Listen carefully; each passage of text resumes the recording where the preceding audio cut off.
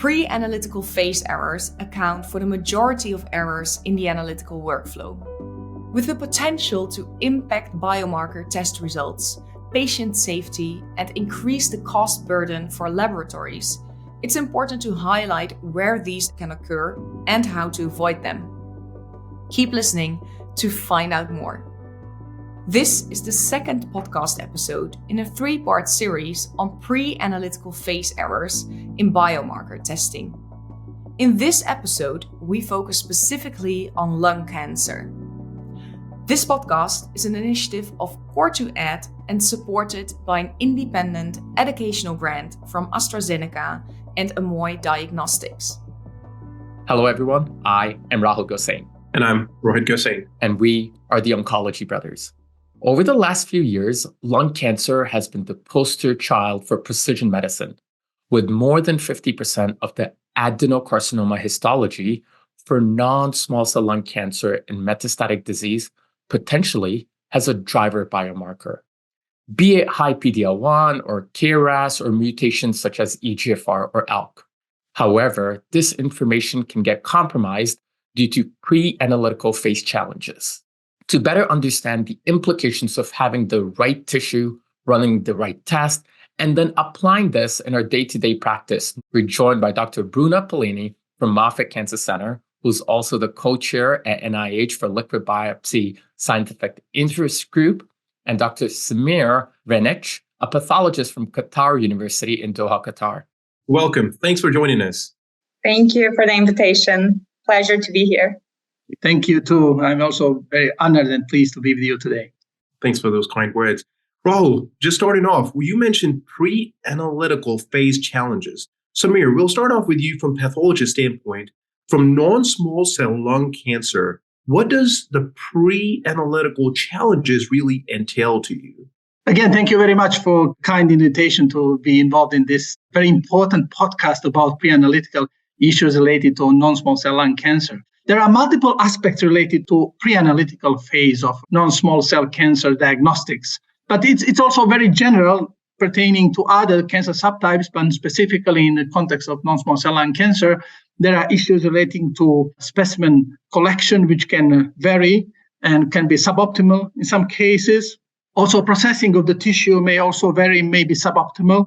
I believe we'll discuss it in more details later as well. Also, the cutting procedure can also vary from institution to institution. There are many variations in this regard, the storage as well. And also many institutions, they have different policies regarding how many cuts, how many samples are taken for routine diagnostics, not taking into account the consequences in a case when the tissue is limited in the terms of the quantity and quality of the cells that are obtained during the biopsy. So these are general issues related to pre-analytical changes related to non-small cell lung cancer management. Semir, thank you for at least laying that foundation. Bruna, as a medical oncologist, what are some of the implications that we run into from these errors or challenges in our day-to-day clinic practice? So if we don't have a good specimen, we're not going to be able to run our comprehensive genomic testing. That is the standard of care because there's so many genes that we have to interrogate. And if one were to choose to do one by one with a very scarce tissue, then you're not going to be able to run every single gene. So we have 6 targets that we have available therapies in the first line setting: EGFR, ALK, RET, BRAF, MET exon skipping mutation, and ROS. Yes. So 6. And then second line, HER2, KRAS, and NTRK. So already I have 9 targets. So if I run one by one, and if you rely on your memory to get each single test, that's not going to work very well. So knowing that tissue is the issue, always go for a comprehensive genomic panel, one test for everything. And that should be the standard. And that should be what we are all doing, really, for patient care. Yes, Bruna, couldn't agree more. And one has to realize that these are targetable mutations that we have first-line drugs available. Rahul, you mentioned lung being the poster child for this. Well, talking about breast cancer, as Dr. Mark Lewis once stated, that you would not treat any breast cancer patient without knowing ER, HER2, or PR. So in this case, in the personalized medicine era, same thing applies for lung or any other solid tumor at this point in time when we have these targetable mutations. And if we are not doing this, we are really depriving patients from their therapy here. Now, knowing histology is certainly not enough. But now moving along, Bruna, in your clinic, if you have a patient that you're suspecting metastatic lung cancer, specifically non-small cell lung cancer, what does your workup in terms of obtaining tissue or diagnosis looks like? So if I see a metastatic site that has a good size, I'll go for a core biopsy of the metastatic site. Otherwise, if it's a lung mass that is close to the chest wall, I can do a CT-guided biopsy of that, or ultrasound-guided biopsy of a large lymph node in the neck is also very reasonable. But we should always aim for core biopsy. One thing that routinely happens, for instance, a stage 3 disease, maybe is a stage 4, maybe there's a bone metastasis, we are not sure. A patient may go to an EBUS. The challenge with EBUS is the size of the needle that they use. The routine standard needle doesn't get tissue in a core format, so it's mostly fine needle aspiration. And that is really challenging because often we don't have enough tissue to run our next generation sequencing panel with that sample. But there are institutions that if you talk to the interventional pulmonologist, they may be able to change the needle that they are using and get a core, but that's not standard. So always try to go for a core biopsy guided by imaging. That's number one. Avoid bone, because when you have to remove the calcium, you're removing all those precious cancer cells that you're going to need for testing. So, and if you must do an EBUS, try to talk to the interventional pulmonologist to see if there's any way to get more specimens from different areas or if the needle can be changed. That's what I would do. Bruna, thank you. Semir, this is your forte. For interventional radiologist or pulmonologist, who are most often doing these biopsies for us, what Bruna brought up, FNA ends up being something that we run into, but quantity and quality both matter here. What would you say to them about getting sufficient and adequate tissue here? Yeah, that's critical actually issue, obtaining sufficient and adequate tissue for the analysis. There are options that are available. Bruna mentioned some of them, and Rose, like rapid online assessment is possible to assess the quality and quantity of the obtained cells, for instance, for cytology. But still, this is not available everywhere. CAP, College of American Pathologists guidelines recommend Rose rapid online assessment if possible. But in many institutions worldwide, unfortunately, it's not possible. So biopsies are also frequently performed, as Bruna already said. But again, sufficient tissue remains as an issue. What is optimal tissue in the terms of quantity? It's usually 5 times 5 millimeter, or roughly, tissue, 25 square meters of tissue. Cell content should be more than 20% of tumor cells, which is minimum 20 to 40. It's acceptable, and more than 40% of tumor cells is generally considered very good sample for all the molecular ancillary techniques. So this is general approach, but occasionally it may vary. For instance, in case of liver biopsy, because of hepatocytes polyploidy, the content must be higher because hepatocytes, especially with aging, they have more DNA content. So in that case, percentage should be double than usually. So it can be 40%. But in any case, all the institutions that perform gene sequencing or a large panel analysis, they can perform in case when they assess that the tumor content in the terms of quantity and quality is not enough, not satisfactory. They can perform dissection, microdissection, laser microdissection to enhance the quality in the quality and quantity of the tumor cells for the analysis. Pathologist plays a crucial role in providing a good sample, the sample that has a minimum of necrosis, fibrosis, and inflammation, the things that should be maximally avoided to not to contaminate the sample for the molecular analysis. So these are basic principles. With regards to the basic principle that you laid out, Semir, you are practicing in Middle East and trained in US and Italy. Now, talking about the regional differences, is that something quite a bit similar to what you stated from the principle standpoint, or that differs when you go to different regions there?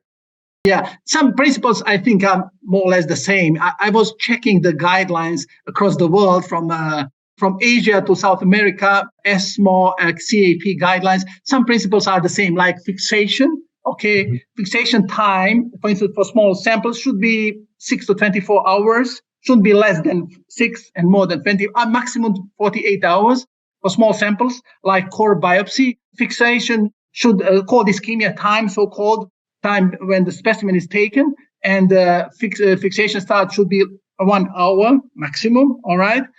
Fixative, usually it's a 10% neutral formalin.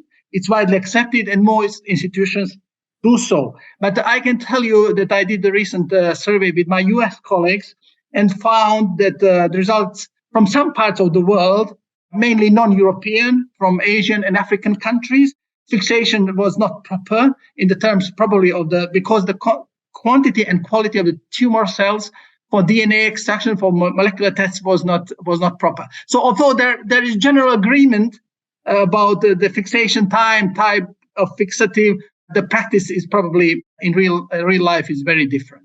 In this part of the world, it's like rest of the world. But I'm telling you the experience from elsewhere. So there should be more efforts to standardize these things, cold ischemia time, fixation time, fixative, and of course all other preanalytical things that we mentioned previously, like cutting the specimen, how many slides, and all these things which are essentially, to preserve, to save the tissue for the ancillary techniques, not to waste the tissue on redundant or unnecessary, for instance, immunostains, to limit the immunopanels for diagnostics, 2 to 3 antibodies like TTF1 and P63 or P40, depending on the institution, not to waste on other antibodies because these slides could be utilized for molecular profiling and precision medicine purposes. Absolutely. I think a few things. All of us on this call are privileged to work in centers or facilities where we have access to comprehensive testing or to these medications. Globally, we need to make these tests and these medications available for all our patients. Absolutely. Bruna, coming back to the patient that we started off with, potentially we think this is non-small cell lung cancer. In the community, this patient ends up going to interventional pulmonary, gets an EBOS, they get an FNA, and now you have just small tissue to make the diagnosis that this is indeed non-small cell lung cancer adenocarcinoma, but not enough tissue to do anything further than what we have already. What next? What are you going to do? And sadly enough, this is not the most uncommon thing we see. We see this very commonly, unfortunately. Right. So I feel like one strategy that is in all ISLAC guidelines is to pursue liquid biopsy if you don't have enough tissue. I just feel like there are a few things that people need to be aware that they influence the likelihood of a liquid biopsy being false negative. Number one, if a patient only has lung nodules as the metastasis, there's no disease elsewhere, there's a good chance it's going to be a false negative because it sheds less. Adenocarcinomas shed less DNA. So squamous, you most likely will find, but then they usually don't have the targets that we're looking for. Another situation, if a patient only has a bone metastasis, limited, so oligometastatic disease, there's another situation where the liquid biopsy may be a false negative. So remembering, lung nodules, pleural effusions, only patients, or a single or limited bone metastasis, low yield for the liquid biopsies. You should still order. We shouldn't be convinced there's nothing if it comes back negative. That's number one. Number two is always you can try to pursue another biopsy, which I have done in situations where I feel like this patient may have an actionable mutation. Somebody that is older, has never smoked, comes from ethnic background that I know there's a higher chance of having XY mutation, then I'll repeat the biopsy and run the test. But in general, I like liquid biopsies. I order them. But when they're negative, especially in the situations, just remember we have to go for tissue again. Thank you. I started off by saying we're privileged, and that's one thing that a lot of us concurrently do liquid biopsy and tissue biopsy. But Bruna, the point that you make, I want to reiterate that having something negative in liquid biopsy, you don't need to stop there. The solid tissue biopsy is still the gold standard. If you find something in the liquid biopsy, you act on it and you can move on. But just if something is negative in liquid biopsy does not mean you don't need to chase the gold standard, which is still the tissue. Correct. When we're talking about the false positive and false negative there, I just wanted to bring up that when we often see the lung cancer patients with not a lot of tumor burden, but they will come with massive pleural effusions. Now, we have cytology, which has confirmed non-small cell, particularly adenocarcinoma, can you rely on NGS panel there just on cytology or just on pleural effusion for that matter? So you can try to extract enough cells from the pleural fluid, spin them down, and extract the DNA from them and run the NGS. So much like you do in a core biopsy, but you have to have your best friend pathologist letting you know if the sample is good or not. One thing that I would like Semir to let me know, because in-house, our pathologists, they always write in the report, material is sufficient for molecular testing. So I know ahead of time if the tissue is good enough, but I don't think that's the standard. And I wish it was, because it would help so many people in the community, especially. Again, it's all about the quantity and quality of the cells. And I understand fully what you talk about. And in many cases, it's not easy to obtain, and repeating the biopsies, it's another issue. But I think combination, particularly in advanced disease, a combination of tissue biopsy and in case it doesn't work with the liquid biopsy may give the best results. And Bruna, you bring up a good point. Though I work in a rural setting where I have access to the pathologist very easily and rapidly, so they are able to communicate that with me. But it will be very important for a pathologist to just state that right away if this is enough tissue. If not, then one can start making arrangements, especially when you're dealing with these patients who are progressing on these cancer very rapidly. Yes, I wish the CAP would make this standard practice of reporting, because otherwise you would have to call the pathologist. Is there enough cellularity for me to run an NGS? I feel like it's one line in the report that makes a huge difference. Because if I know there's enough material, the material is in-house, I don't need to send the liquid, especially when I have limited resources and I have to elect what I'm going to put my money on. If I have that information, I know as long as they run it, it's going to be most likely be a good sample because the pathologist already reviewed the cellularity and the quality. Then I can rely on that and calm myself and reassure the patient in 4 weeks, we're going to have the results. It's not going to be 4 weeks and then we have nothing. And then now I have to order something. Yeah. The issue here is also, is it the first time the patient is being diagnosed? So pathologists will not spend the tissue on confirmatory tests like immunohistochemical tests like TTF, P40 and others. Or is it recurrent disease and we know it's adenocarcinoma or non-small cell lung cancer? We just need to assess the quality and quantity of the cells. There are two issues here. If it's a recurrent disease and we know it's malignant disease, confirmed disease, in that case, the job it's a bit easier. But if you ask pathologist for the first time and he thinks in advance that there may be cuts necessary for confirming the type of the disease, the things are really become different. And of course, the assessment of the quantity and quality of the cells is somehow subjective. It's subjective assessment. Again, saying 5 times 5 in meter 20% of the cells, it's really very subjective. We still don't use artificial intelligence to precisely quantify this percentage of the cells. And it's just rough estimation. I hope you can appreciate it. So, but again, skilled, experienced pathologists can provide, I'm sure, reliable information regarding the quality of the obtained specimen, regardless of cytology or biopsy for molecular tests. Again, it's very important from my point of view that pathologist is really aware of the limited specimen and try to spare the tissue as much as possible for ancillary tests. That's the key issue. So pathologist must really take care of the specimen.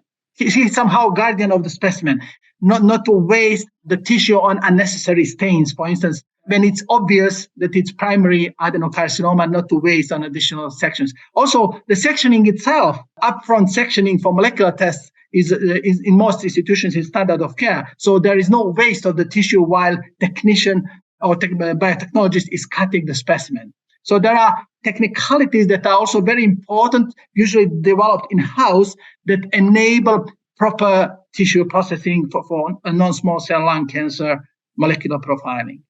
Certainly agree very much. Semir, you brought up a few things that none of this is objective measure, which makes it difficult for us to have that standardization, be it in community or where you are in the Middle East or in academic centers. So I think that's one big reason that we have to be mindful.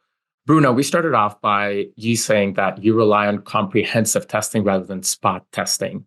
Semir, is that your practice as well, that you rely on a big genomic sequencing rather than spot testing? Because I would think that when we're doing spot testing, these pre-analytical error play even a bigger role in that setting. Absolutely.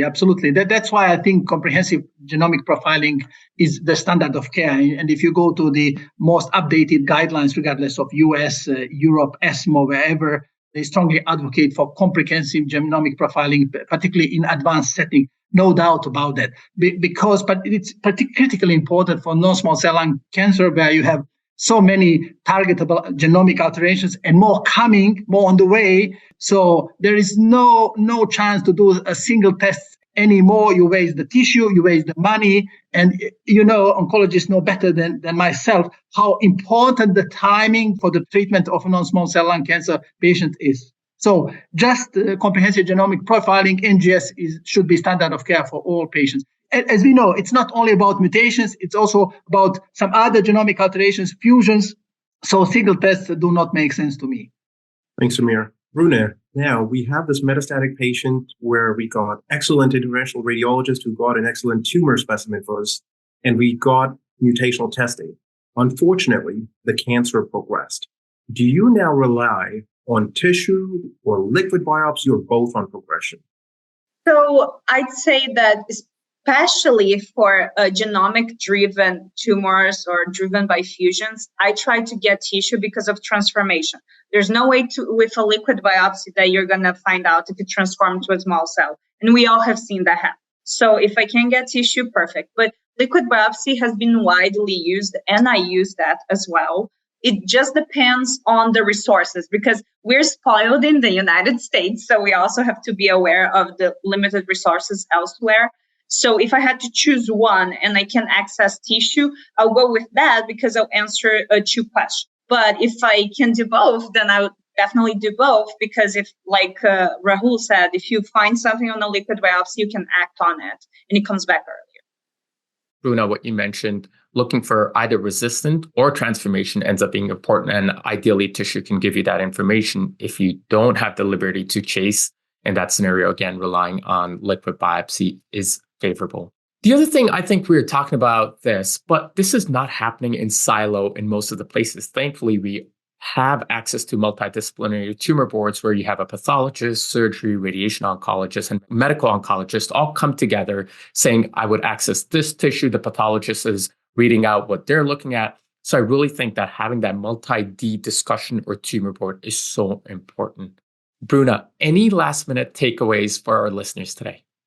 I think if we can just remember the importance of doing next generation sequencing and comprehensive genomic testing in everyone. And if it hasn't been done for whatever reason and you see this patient, just do it. It's ideal to do right before you start anything, but if it hasn't been done, just do it. So I think that's my wish list for 2024 for every single patient with advanced non-small cell. We definitely want to echo that because, again, this is what makes it personalized era of medicine. We can continue to do as much research we want. We can have many FDA approvals. However, unless we are doing this testing, unfortunately, these drug approvals stand nowhere. Semir, any final words before we close, sir?